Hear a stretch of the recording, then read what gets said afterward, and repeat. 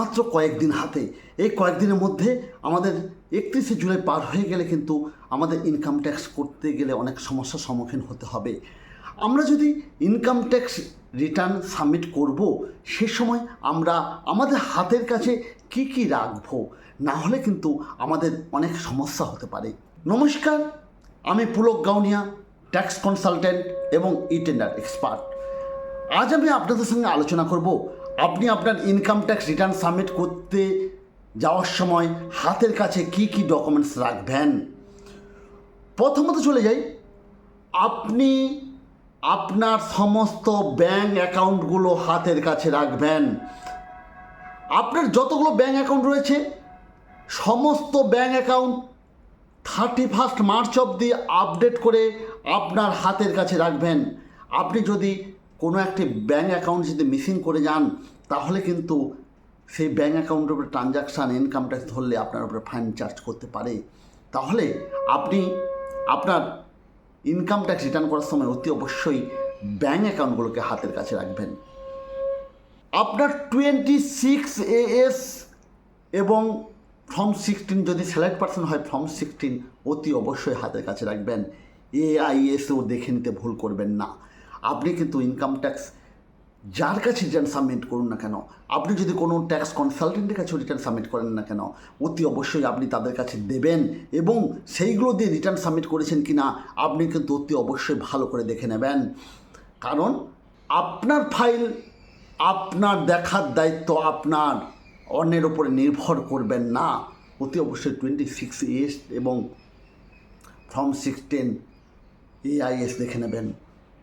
যদি আপনি business person হয়ে থাকেন, তাহলে আপনি আপনার ব্যালেন্স শিটটাকে হাতের কাছে রাখবেন। ব্যালেন্স শিট না রাখলে কিন্তু আপনি আপনার ইনকাম ট্যাক্স রিটার্ন সাবমিট করতে পারবেন না।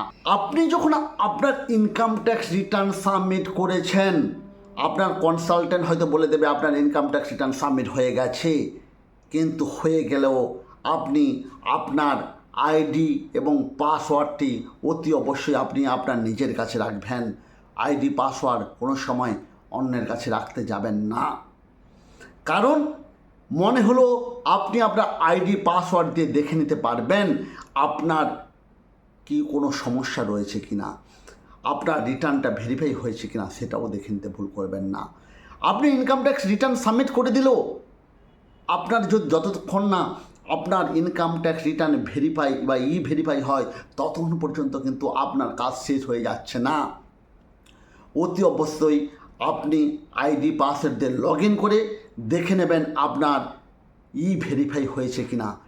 ভেরিফাই না হয়ে থাকলে হয়তো দেখা গেছে কোনো কনসালট্যান্ট তাড়াতাড়ি ইনকাম ট্যাক্স রিটার্ন সাবমিট করে দিয়েছে, কিন্তু ভেরিফাই করেনি, তাহলে কিন্তু 1 মাস মধ্যে না যদি আপনার ভেরিফাই কমপ্লিট হয়, তাহলে কিন্তু আপনারকে 1000 টাকা পর্যন্ত পেনাল্টি দিতে হতে পারে। তাহলে অতি অবশ্যই আপনি দেখে নেবেন আপনার ভেরিফাই হয়েছে কি না। ভেরিফাই না হয়ে থাকলে আপনি কিন্তু ভেরিফাই করে নেবেন। ভেরিফাই কীভাবে করবেন? আপনার আধারের সঙ্গে মোবাইল নাম্বার লিঙ্ক থাকলে সেখানে কিন্তু আপনি ভেরিফাই কমপ্লিট করতে পারবেন একটা আধার OTP জেনারেট করে।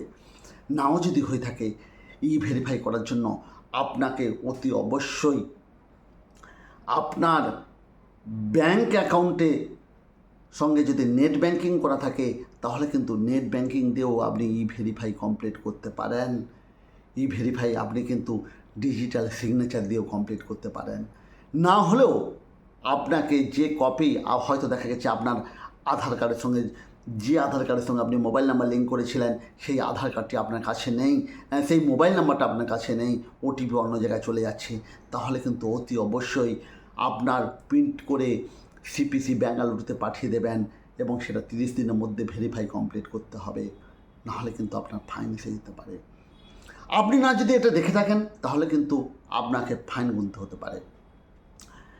এছাড়াও আপনি ইনকাম ট্যাক্স রিটার্ন যখন সাবমিট করছেন, তখন আপনি দেখে নেবেন আপনার আউটস্ট্যান্ডিং কোনো ডিমান্ড হয়েছে কি না। আউটস্ট্যান্ডিং ডিমান্ড হয়ে থাকলে অতি অবশ্যই সেই আউটস্ট্যান্ডিং ডিমান্ডের এগেনস্টে রেসপন্ড করতে ভুল করবেন না। আপনি যদি রেসপন্স না করেন, তাহলে কিন্তু আপনার একটা সময় আপনাকে ডিমান্ড নোটিশ এসে যাবে এবং তার জন্য ইন্টারেস্টও বাড়তে পারে। আপনার আউটস্ট্যান্ডিং ডিমান্ডটা দেখে নেওয়া কিন্তু আপনার খুব জরুরি। আপনি দেখে নেবেন আপনার টিডিএসটা, যে টাকা টিডিএস কাটিয়েছেন, আপনার ডিডাক্টর তার উপরে রিটার্ন সাবমিট করেছেন কি না, 24Q অথবা 26Q রিটার্ন সাবমিট করেছে কি না, সেটাও কিন্তু আপনার দেখে নেওয়া দরকার। নাহলে কিন্তু আপনার ভুল হবে। তাহলে আজকে আমি ভিডিওতে আলোচনা করলাম আপনি আপনার ইনকাম ট্যাক্স রিটার্ন সাবমিট করার সময় হাতের কাছে কী ডকুমেন্টস রাখবেন না, এবং ইনকাম ট্যাক্স রিটার্ন সাবমিট করার সময় আপনি যদি এই কটি জিনিস না যদি নজরে রাখেন, তাহলে আপনাকে ইনকাম ট্যাক্স ডিপার্টমেন্ট নোটিশও করতে পারে এবং ডিমান্ড নোটিশ করতে পারে। এর দিকে কিন্তু আপনার অতি অবশ্যই নজর দেবেন।